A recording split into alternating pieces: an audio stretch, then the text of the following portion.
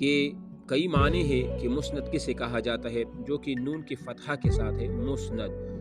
پہلا قول اس میں یہ ہے کہ کل کتاب جمع فیہ مرویات کل صحابی علیہ، کہ ہر وہ کتاب جس میں ہر صحابی کی روایات کو علیحدہ بیان کیا گیا ہو تو اس کتاب کا نام ہوگا مسند۔ مثال ایک کتاب ہے اور اس میں ابو ہریرہ رضی اللہ عنہ کی روایت کو الگ بیان کیا، ابو بکر صدیق رضی اللہ عنہ کی روایت کو الگ بیان کیا، انس بن مالک رضی اللہ عنہ کی روایت کو الگ بیان کیا، اور اس طرح یا حروف تہجی کے اعتبار سے، تو ان کو کیا کہا جائے گا؟ اسی کتاب کو مسند کہا جائے گا۔ ایک تو یہ ہے، سمجھ آ رہی ہے۔ دوسرا قول اس میں یہ ہے کہ الحدیث المرفوع المتصل سندن، وہ مرفوع حدیث جس کی سند متصل ہو، یعنی مرفوع حدیث وہ ہے کہ وہ ہر وہ حدیث جس کی نسبت آپ علیہ السلام کی طرف کی جائے تو وہ حدیث مرفوع کہلاتی ہے، لیکن اگر ایسے حدیث مرفوع ہو اور اس کی سند بھی متصل ہو تو اس کو مسند کہا جائے گا۔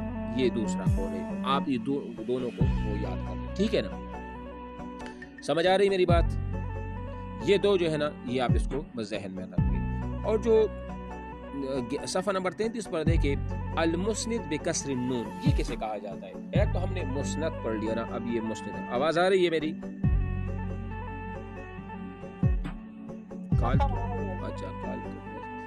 اچھا یہ کیسے کہتے ہیں؟ یہ کہتے ہیں آپ دیکھیں وہ شخص جو اپنی سند سے حدیث بیان کرے، خواہ اس کے پاس اس کا علم ہو یا نہ ہو، بلکہ محض نقل اور روایت ہی ہو، اس کو مسند، یعنی مسند اسم فاعل کا صیغہ ہے، یعنی بس ایک اپنی سند سے وہ حدیث بیان کرتا ہے، اپنی سند کہ اس نے فلاں سے سنی وہ حدیث، اس نے دوسری سے، دوسری نے تیسری سے، تیسری نے چوتھے اس سے آپ علیہ السلام سے، بس اتنا، باقی صرف وہ نقل اور روایت پر ہی وہ کیا کرے، یعنی وہ انحصار ہو اس کا، اور وہ صرف روایت کو نقل ہی کرے، باقی اس کے پاس ان کے کوئی بھی علم نہ ہو، تو اس کو کیا کہا جائے گا؟ مسند کہا جائے گا۔ اور پہلا والا کیا تھا؟ وہ مسند تھا۔ اور ایک ہوتا ہے مسند، جو یہاں انہوں نے لکھا تو نہیں ہے، اس کو مسند، مسند کسے کہتے ہیں؟ جس تخت پر یا جس کرسی پر ایک محدث بیٹھ کر درس دیتا ہے، یا جس پر ایک خلیفہ بیٹھ کر بیٹھتا ہے اپنے دفتر میں وغیرہ، تو اس کو مسند خلافت یا مسند حدیث وہ کہا جاتا ہے۔ تو یہ تین چیز اگر آپ سے سوال کیجیے کہ مسند،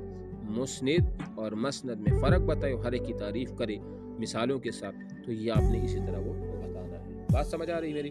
یہ ہو گیا یہ والی بات۔ اس کے بعد آ جاتی ہے تین چیزیں، ایک ہے محدث کسے کہتے ہیں، حافظ کسے کہتے ہیں، حاکم کسے کہتے ہیں۔ یہ بھی علم حدیث کی جو ہے نا اصول حدیث کی اصطلاحات ہیں کہ حافظ، اصول حدیث، اصطلاحات حدیث میں حافظ کی اصطلاح کس کے لیے بولا جاتا ہے، حاکم کی اصطلاح، اور اس طرح محدث ہے۔ تو یہ کہتے ہیں کہ پہلے نمبر محدث هو من يشتغل بعلم الحديث رواية ودراية ويطلع على كثير من الروايات وأحوال رواتها، یعنی وہ شخص جو علم حدیث میں روایت اور درایت کے ساتھ منہمک یعنی مشغول ہو، اور بہت سی روایات اور ان کے راویوں کے حالات پر مطلع، یعنی اس کا مطلب یہ ہے یہاں پر اس تعریف میں دو چیزیں، ایک ہوتا ہے روایت اور دوسرا ہے درایت۔ روایت حدیث جس طرح حدیث کو روایت کیا جاتا ہے، فلاں نے فلاں نے فلاں سے، اس نے فلاں سے، اس نے دوسری سے، اس نے تیسری سے، جس طرح روایت کی جاتی ہے، وہ تو آسان ہے۔ درایت حدیثی سے کہتے ہیں، درایت کا معنی ہے معقولیت، عقل، جان بین، غور و فکر، درایت کہا جاتا ہے۔ یعنی ایک حدیث کے بارے میں جب جانکاری حاصل ہو کہ یہ حدیث صحیح ہے، یہ حسن ہے، حسن لذاتی ہے، ضعیف ہے، متروک ہے، وغیرہ وغیرہ، اور ان کے راویوں کے حالات بھی وہ جانتا ہو، تو اس کو درایت وہ کہا جاتا ہے۔ تو یہ محدث کی تعریف ہے۔ اس کے بعد حافظ ہے۔ حافظ اصطلاحات حدیث میں یہ ایک اصطلاح ہے، اس میں دو قول ہے کہ حافظ کسے کہا جاتا ہے۔ پہلا قول یہ ہے کہ مرادف للمحدث عند کثیر من المحدثین، اکثر محدثین کے نزدیک یہ پہلی کی طرح کیا ہے، ان کا مرادف ہے، یعنی دونوں کو کا معنی ایک ہی ہے، حافظ اور پہلے والے کا معنی ایک ہے۔